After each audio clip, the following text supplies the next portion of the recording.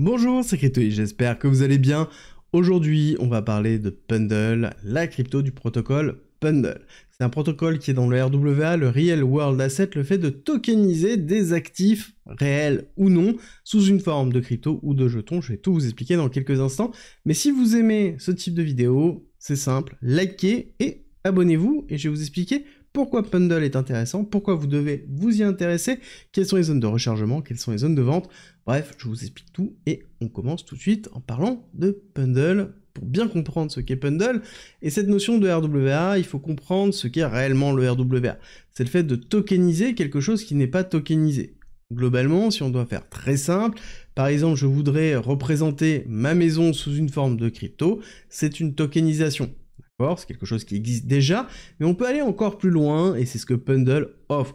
C'est quelque chose qui est très particulier, il propose de pouvoir tokeniser un autre actif, sous-entendu une autre crypto. Et même pour aller plus loin, on va tokeniser des éléments de cette crypto. Si on prend l'exemple du STETH, pour ceux qui ne connaissent pas, c'est la version de Lido de l'ETH, dans lequel il y a un rendement à peu près de 3 à 4%. Et Pendle permet par exemple de tokeniser le rendement et d'avoir à côté l'ETH. Donc on va avoir deux cryptos à partir d'une seule, une qui représente l'Ethereum, l'autre qui représente le rendement. Là-dessus vous allez me dire, c'est super, mais à quoi ça sert?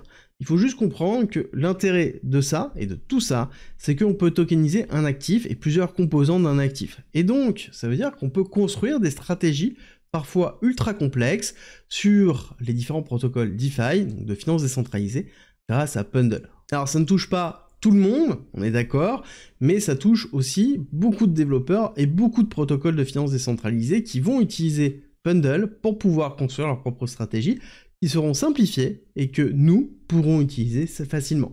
Il faut comprendre que lorsque l'on avait, par exemple, les airdrops qui fonctionnaient avec des points, c'est-à-dire le fait de pouvoir, par exemple, mettre des ethers chez Eigenlayer à l'époque, et on générait des points, et en fonction de ces points, on allait avoir directement un airdrop qui représentait le nombre de points que l'on avait, mais on pouvait optimiser ça directement avec Pendle parce que Pendle permettait de pouvoir décorer les deux choses, un, l'actif qu'on plaçait, et deux, le nombre de points qu'on gagnait. Donc on pouvait, si on voulait, acheter des points de cette façon-là. Et ça veut dire se placer correctement au niveau de l'airdrop. Et lorsque ça s'est passé, c'est simple, là actuellement on a 2 milliards, quasiment 3 milliards de total value lock, c'est-à-dire d'argent bloqué sur Pendle, et à cette époque-là, on n'était pas loin des 20 milliards de dollars, donc 10 fois plus. Donc dès qu'il y a une opportunité, vous êtes sûr que Pendle va éclater à chaque fois. Et c'est quelque chose que l'on voit parce que, en plus, Pendle est cross-chain, ça veut dire qu'on a accès à toutes les blockchains et on peut les utiliser de cette façon-là.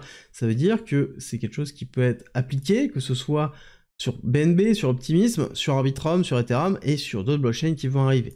Et à partir du moment où on a compris ça, on comprend que le fait de détenir du Pendle a aussi un rôle fort parce qu'en détenant du Pendle, on peut les transformer en V-Pendle et qui est globalement un Pendle qui est stacké dans le protocole et dans lequel on a plusieurs droits. Le premier, c'est de déterminer où va aller l'émission du protocole, donc c'est-à-dire là où il va avoir des rewards supplémentaires, super important.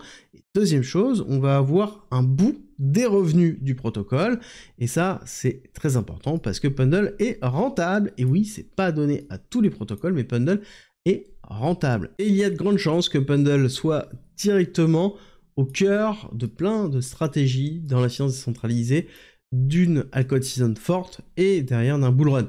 Donc ça veut dire que c'est un protocole qui va être encore plus rentable et qui va servir à encore plus de monde et va être sur des sous-couches, de sous-couches, donc quelque chose de très intéressant. Au niveau du prix, où on se situe, on a eu une phase ici de consolidation, lorsqu'on a eu une période d'accumulation. Alors cette période d'accumulation était très intéressante parce que c'était en amont de l'airdrop sur Arbitrum, parce que historiquement Pendle était sur Arbitrum, on a eu une vague d'accélération, un retest, et depuis on est dans une phase d'hyper-accélération, avec derrière un top qui a été effectué dans les alentours des 7,5$ le 15 avril 2024, on a eu un retracement qui s'est effectué en 1, 2, 3 temps, et ensuite on a eu la mise en place d'une petite accumulation que l'on retrouve dans les alentours des 2,5-3$ avant d'avoir une accélération beaucoup plus forte.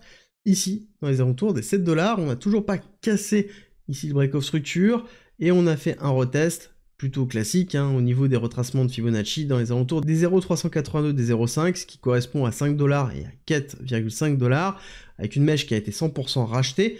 Je pense qu'il y a moyen d'aller retester encore ici les 4,5 $, mais dans tous les cas, quand on cassera ici les 7,5 $, on sera vraiment en price discovery, ça veut dire en découverte de prix. Qu'on est en découverte de prix, ça sous-entend qu'on a un protocole et un price action, c'est une action du prix qui va être beaucoup plus agressive, qui va avoir beaucoup moins de friction. Pourquoi?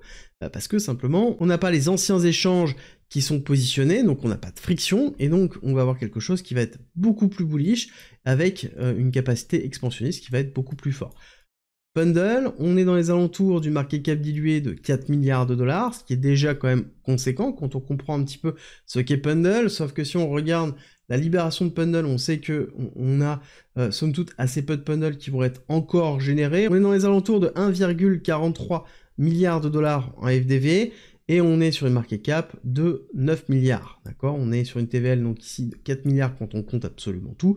Donc on a un protocole qui a une market cap diluée qui est quand même bien inférieure à la valeur qui est bloquée sur son protocole, ce qui est déjà très bien, et ce qui permet d'avoir une belle valorisation, surtout qu'on est rentable.